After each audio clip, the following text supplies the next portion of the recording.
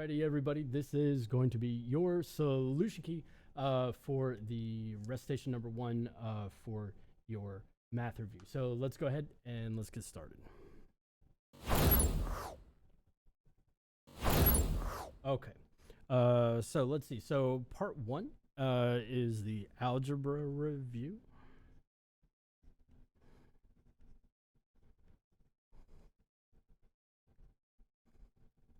So question number 1.1, we have y equals x over 5. And so for all these, we are solving for x.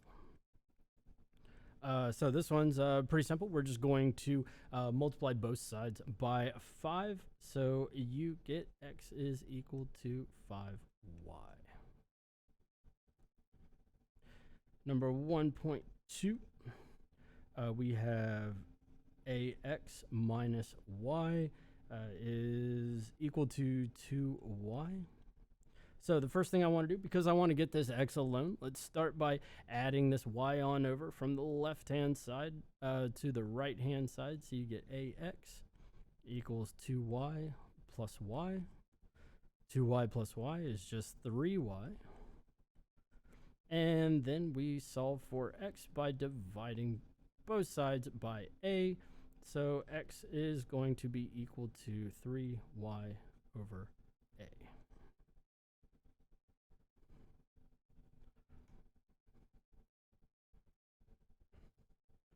All right, so 1.3, we got a times the quantity x plus b. And that's going to be equal to c. So we want to solve for x. So the first thing that I would want to do is distribute this a through each of these terms here. And so we get ax plus ab equals c. And since we're solving for x, let's get that alone by subtracting this ab on over to the right-hand side. So you get ax equals c minus ab. And we solve for x by dividing both sides by a. Now, I know what you're probably saying in your math class. Well, this can be simplified. It absolutely can. This is good enough for me here. But if you really want to simplify it, you can have x is equal to c over a minus b. Each answer would be absolutely fine. So it doesn't really matter for this case. So let's see, 1.4. We have y over x. I had some questions about this one. Plus a equals b. So we again want to isolate the x. So let's subtract this a on over from the left-hand side to the right-hand side. So you get b minus a. Now, we got x downstairs. We got to get that thing upstairs. So we multiply both sides by x. So you get y is equal to x times b minus a. And then we can just go ahead and divide this quantity b minus a on both sides. So you get x is equal to y over b minus a. I think it's a good idea just to leave the parentheses in there. Just because you never know in the future what those variables might be. Okay, so let's see, 1.5. We had some questions about this one too. So let's make sure we go through that. We got square root of x plus 3 minus y equals 0. So let's first start out by adding this y on over to the right-hand side. So you get x plus 3 equals y. Now we get rid of this radical by squaring both sides. What we do to one side, we got to do to both sides. So you get x plus 3 equals y squared. And now we can simply solve for x by adding this or subtracting this 3 over. So x is going to be equal to y squared minus 3. And lastly, for the algebra review, we got 1.6. Had some questions about this one too. So let's see. We have a times x minus y equals b times quantity x plus y. So the first thing I'm going to do is distribute all of this out so we can get all of the x's on one side and all the y's on another. So you get a x minus a y equals bx plus by.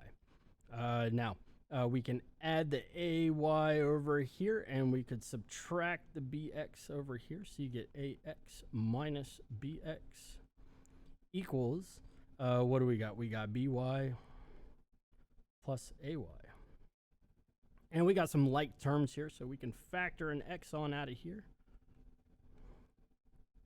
We got like terms, we can factor a y out. And then we can just divide by a minus b.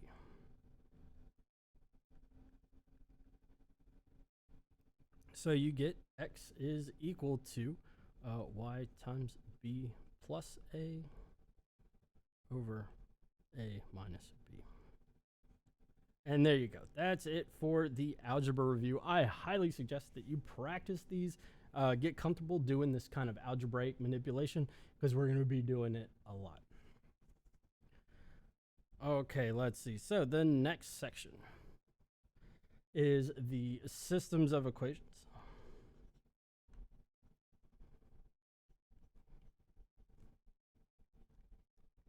Where we have two equations, each having two variables. So we want to eliminate one of these variables out of the equation. So let's see, we got 2.1. 5x minus 3y equals 15.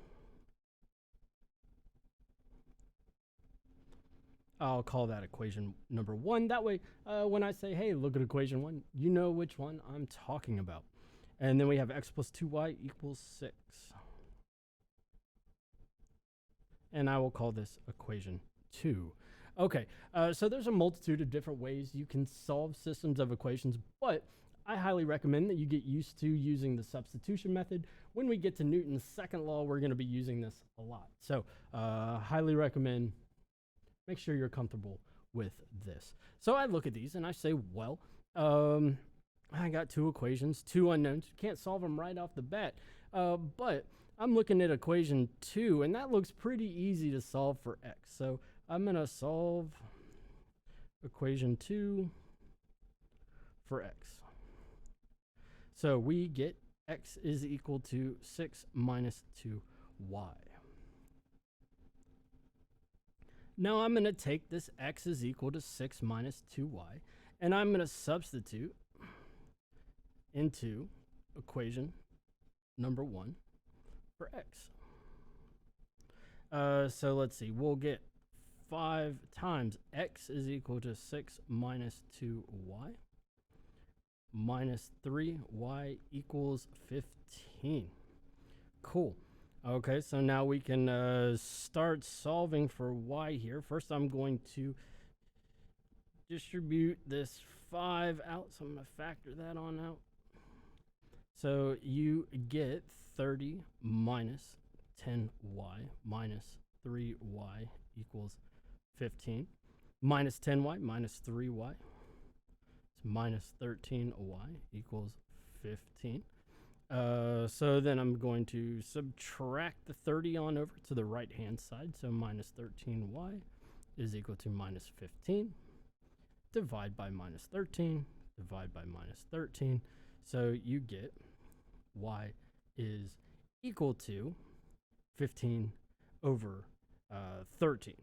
Or we can say what, 1.15.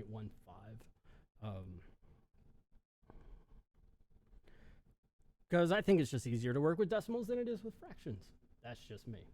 So now we know what y is equal to. And then we can put that back into our equation that we solved for x. So x is equal to 6 minus 2 times 1.15. And then we can simply just solve this. X is equal to 3.7. So here we found the two variables for our unknowns. And let's see, 2.2. Let's see. Okay, we got another system of equation here. So we got minus 5x plus 13y equals negative 7. And we have 5x plus 4y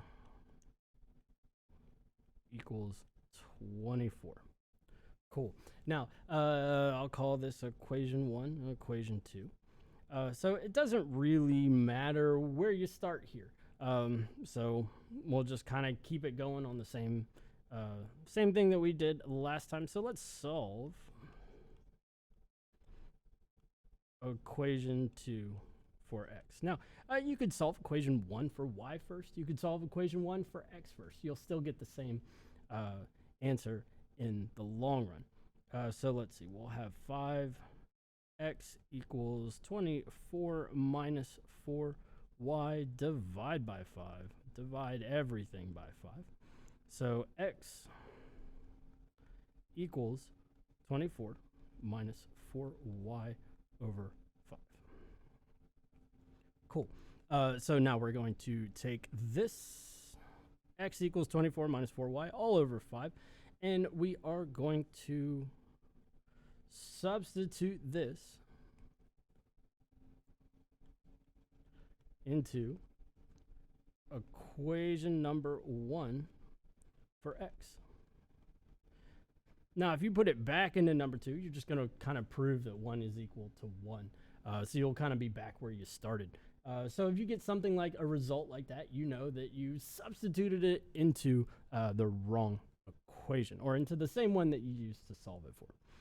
So you always got to do the other equation there. Okay, so let's see. We got minus 5 times x. So 24 minus 4y divided by 5. That's my x value that I just solved for. Let's see, plus 13y equals negative 7.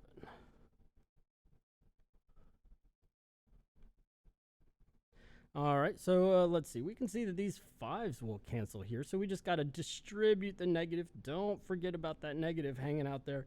So you get minus 24 plus 4y, negative times a negative is a positive, plus 13y equals negative 7. And so we get minus 24. We can add these y's together, plus 17y equals negative 7. Solving for y. So we have 17y equals 17. So y is going to be equal to 1. 17 over 17 is 1. So y is equal to 1. Now all we got to do is substitute this back into, so we'll sub into our x is equal to 24 minus 4y over 5. So x is equal to 24 minus 4 times y, which is 1, divided by 5. So x is going to be equal to, let's see, 24 minus 4 is 20 divided by 5. So x is equal to 4. And that's how we solve our systems of equations. I highly recommend practice this substitution method because we will be using it a lot. Now, I do understand there are other ways to do it, but you're going to see this method a lot when we get to especially F equals MA problems and free body diagram problems. So make sure that you practice that and get comfortable doing that. And lastly, I know that not all of us have had trigonometry, but I just wanted to make sure that I exposed you to some things, so when you formally learn it with Dr. Domke, concepts won't be alien to you, and you'll get really good doing it there. Your confidence is going to skyrocket, so then when we come back to it several topics later in two-dimensional kinematics, you're going to kill it. So, the trig review.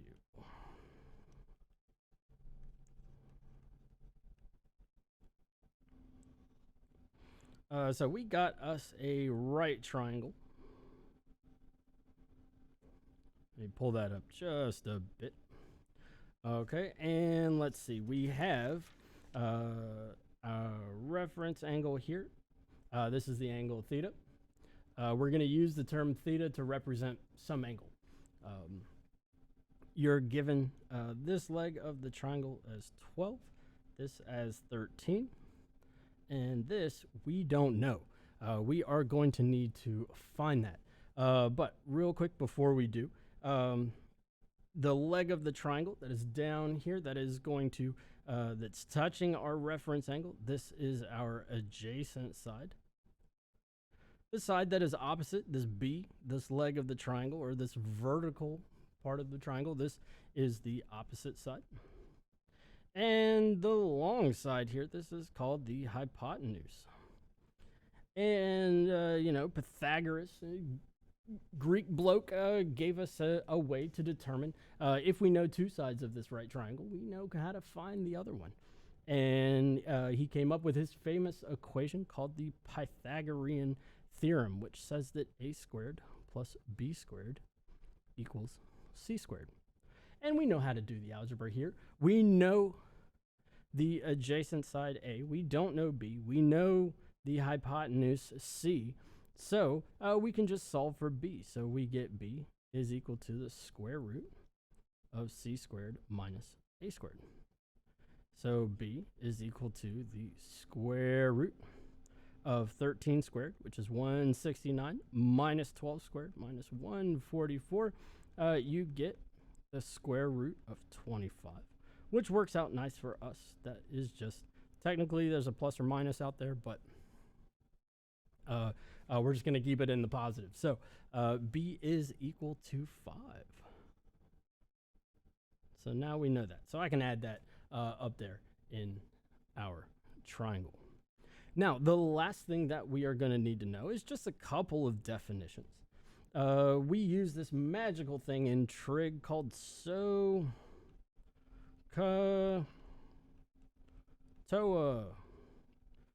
So, SOHCAHTOA. This is going to be your lifesaver learning trig. So it's a really easy acronym. It just says that sine of the angle, sine of theta, is equal to the opposite side over the hypotenuse. The cosine of the angle is going to be equal to the adjacent side over the hypotenuse.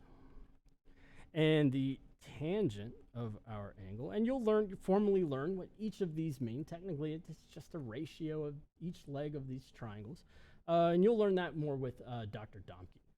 So I'm just kind of giving you a quick intro so that, again, these things aren't alien to you when you see them officially in his class.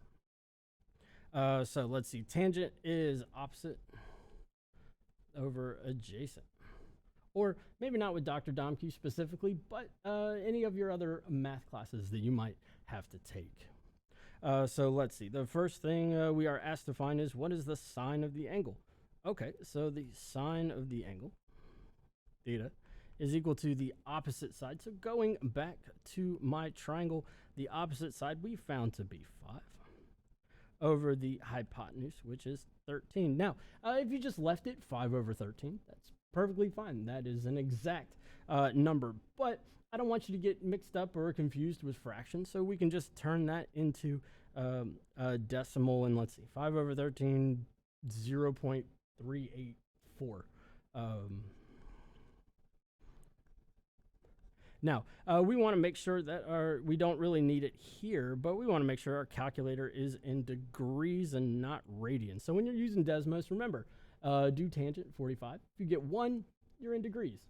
If you get anything other than 1, make sure you hit that little that wrench up in the top right corner. Go down to functions, and you'll see degrees or radians on the bottom of that menu. So make sure you check that degrees. And then let's see. Let's find the cosine of the angle. And that's going to be the adjacent over the hypotenuse. So going back up here, we got 12 over 13. And in decimal form, 0.923. And then lastly, finishing this thing up, tangent theta, which is opposite over adjacent. So 5 over 12. We get to be what, 0.417.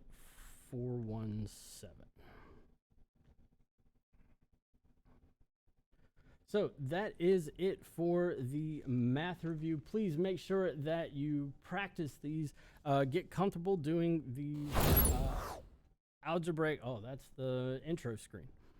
So let's see, we want, oh yeah, cool. Okay, so as I was saying, make sure you get comfortable using these algebraic manipulation tools. Practice, always practice, practice, practice, practice. That's how you get to Carnegie Hall. So with that being said, thank you very much. I hope this helps, and as always, happy solving.